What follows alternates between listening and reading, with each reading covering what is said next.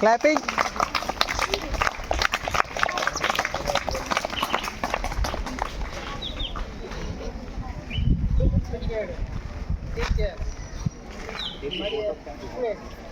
All of you, good afternoon. Maniga, good afternoon. సరే, ఇప్పుడు మన యొక్క నవోదయ ఫౌండేషన్ ఫిఫ్త్ ఆగస్టులో జరుపుకుంటున్నాము. ఇప్పుడు కొంతమంది విద్యార్థులకి చిన్న చిన్న ప్రైజ్ ఇచ్చాము.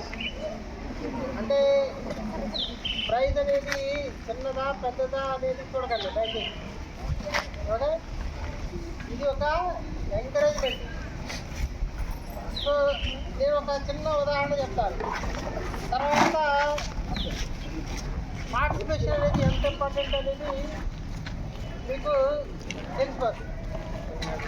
సపోజ్ జపాన్ టెక్స్ట్ బుక్స్లో ఒక శ్రీలంక జాతీయుడి గురించి చెప్తా, అంటే ప్రతి ఎలిమెంటరీ స్కూల్లో టెక్స్ట్ బుక్స్లో ఉంటుందన్నమాట. సో అతను ఫస్ట్ వచ్చాడని కాదు, 10,000 మీటర్స్ రన్నింగ్ రేస్లో అందరికన్నా లాస్ట్ వచ్చాడు. కానీ అతని జీవితం గురించి, అతని యొక్క స్ఫూర్తి గురించి టెక్స్ట్ బుక్స్లో ఉన్నాయి. ఎందుకు? 1964 టోక్యో ఒలింపిక్స్లో ఈ శ్రీలంకకి చెందిన రణతుంగే కరుణానంద అనే అతను అందరికన్నా లాస్ట్ వచ్చాడు. 10,000 మీటర్ల రన్నింగ్ రేసులో దాదాపు అందరూ ముందు వెళ్ళిపోయారు. ఇతను ఒక్కడే చాలా వెనుకబడ్డాడు అన్నమాట. అయినా కానీ మిగతా వాళ్ళు ఏదో దాదాపు ఒక 2, అంటే ఆల్రెడీగా ఒక 9వ రౌండ్ కిల్లా అందరూ దాటిపోయారు.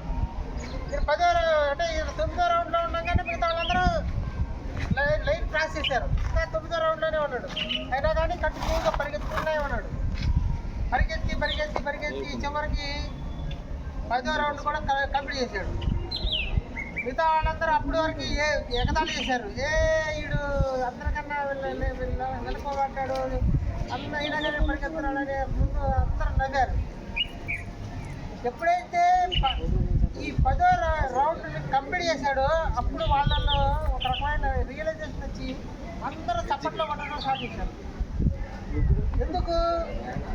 తర్వాత అతన్ని అడిగారు అనమాట, నువ్వు 9వ రౌండ్లో ఉండగానే మిగతా వాళ్ళందరూ 10వ రౌండ్ కూడా కంప్లీట్ చేశారు, నువ్వెందుకు ఇంకా రన్నింగ్ చేసావంటే, నాకు ఒక అమ్మాయి ఉంది, కూతురు ఉంది. మా అమ్మాయి భవిష్యత్తులో మా నాన్న టోక్యో ఒలింపిక్స్లో 10 రౌండ్లు కంప్లీట్ చేశాడు అని చెప్పుకోవడానికి నేను పని చేశాను. నాకు తెలుసు, నేను 9వ రౌండ్లో ఉండగానే మిగతా వాళ్ళందరూ 10వ రౌండ్ కూడా కంప్లీట్ చేశారు. అయినా కానీ నేను నా కూతురు కోసం, నా దేశం కోసం నేను పరిగెత్తాను అని చెప్పాడు. అంటే ఇక్కడ పార్టిసిపేషన్ యొక్క ఇంపార్టెన్స్ అనేది ఇక్కడ ఒక ఇంపార్టెంట్ పాయింట్. సెకండ్ పాయింట్, మీరు రకరకాలైన బ్యాక్గ్రౌండ్ నుండి వచ్చారు. నవోదయ విద్యాలయాలు రకరకాలైన బ్యాక్గ్రౌండ్ నుండి వచ్చిన ఈ విద్యార్థులందరూ కొంతమంది బాగా ఉన్నత కుటుంబాలు ఉన్నారు, కొంతమంది చాలా పేద కుటుంబాలు ఉన్నారు, కొంతమంది కార్లలో వచ్చేవాళ్ళు ఉన్నారు, కొంతమంది నడుచుకుంటూ వచ్చేవాళ్ళు ఉన్నారు, బస్సులో వచ్చేవాళ్ళు ఉన్నారు. అంటే డిఫరెంట్ బ్యాక్గ్రౌండ్స్. కొంతమంది రూరల్ ఉన్నారు, కొంతమంది అర్బన్ ఉన్నారు. సో నవోదయ యొక్క ముఖ్య ఉద్దేశం ఏంటంటే, మన దేశంలో ఉన్న గ్రామీణ ప్రజల యొక్క, ముఖ్యంగా గ్రామ ప్రాంతాల్లో ఉండే పిల్లల యొక్క ఉన్నతి కోసం ఈ నవోదయ విద్యాలయాన్ని స్థాపించారు. ఇది ఒక పాయింట్. ఇప్పుడు మనకున్న సబ్జెక్టుని బట్టి మన యొక్క నవోదయ విద్యార్థుల యొక్క ఒక గమ్యం లేకపోతే లక్ష్యం ఏంటనేది తెలిసిపోతుంది. సపోజ్ తెలుగు సార్ ఉన్నాడు. తెలుగు సబ్జెక్ట్ అనేది ఎందుకు ఉంది? మన దేశంలో, మన ఈ ప్రాంతంలో, తెలంగాణ ప్రాంతంలో తెలుగు అనేది మాతృభాష. తెలుగు మాతృభాషని అభివృద్ధి చేయాలి. ఫస్ట్ స్టూడెంట్ అనేవాడు మాతృభాషలో ప్రావీణ్యం సాధించాలి. ఈ ఉద్దేశం అంటే మన యొక్క మాతృభాషని సంరక్షించాలి, దీన్ని పెంపొందించాలి. దానికోసం సార్ని అపాయింట్ చేశారు. అలానే హిందీ మేడంని ఎందుకు అపాయింట్ చేశారు? హిందీ సబ్జెక్ట్ ఎందుకు ఉంది అసలు? హిందీ అనేది దేశంలో అత్యధికంగా మాట్లాడే భాషల్లో మొట్టమొదటి స్థానంలో ఉంది. ఇది భారతదేశంలో జాతీయ భాష కాదు, కానీ భారతదేశంలో ఇది అఫీషియల్ లాంగ్వేజ్లో ఒకటి. అంటే 2 అఫీషియల్ లాంగ్వేజ్లు ఉన్నాయి. ఒకటేమో హిందీ ఉంది, రెండోదేమో ఇంగ్లీష్ ఉంది. ఇది not a national language. Our constitution is not a national language, but it is a official language. Okay, right.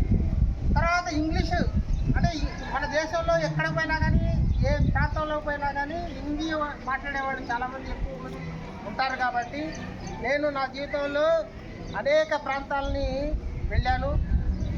Okay, నేను మణిపూర్ వెళ్ళాను, అస్సాం వెళ్ళాను, తర్వాత ఉత్తరప్రదేశ్ వెళ్ళాను, బీహార్ వెళ్ళాను, తర్వాత పంజాబ్ వెళ్ళాను, ఓకే, మహారాష్ట్ర వెళ్ళాను, కర్ణాటక, అలానే తమిళనాడు, కేరళ, దాదాపు దేశంలోని అన్ని ప్రాంతాలని నవోదయ విద్యాలయ నన్ను పంపించింది. ఏదో ఒక రూపంలో, అంటే ఒక ఎస్కాట్ రూపంలో కానీ, లేకపోతే ట్రైనింగ్ రూపంలో కానీ, లేకపోతే ఇంటర్వ్యూ రూపంలో కానీ, లేకపోతే ఏదో ఒక ఉద్దేశంతో నేను దేశంలో అనేక ప్రాంతాలని తిరిగాను. ఓకే, అనేక ప్రాంతాల్లో ఎక్కువ ఉపయోగపడింది హిందీ